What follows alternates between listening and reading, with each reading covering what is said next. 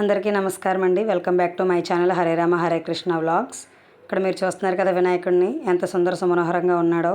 126 అడుగుల ఎత్తుగల వినాయకుడిని ప్రతిష్ఠించారండి. ఇది మన అనకాపల్లి 4 రోడ్ జంక్షన్లో ఎన్టీఆర్ గ్రౌండ్లో ఈ విగ్రహాన్ని అయితే ప్రతిష్ఠించడం జరిగింది.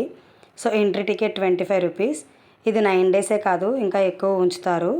సో అందరూ కూడా వచ్చి దర్శించుకొని ఆ భగవంతుని యొక్క ఆశీస్సులు కృప కూడా మీ అందరికీ ఉండాలని నేను కోరుకుంటున్నాను.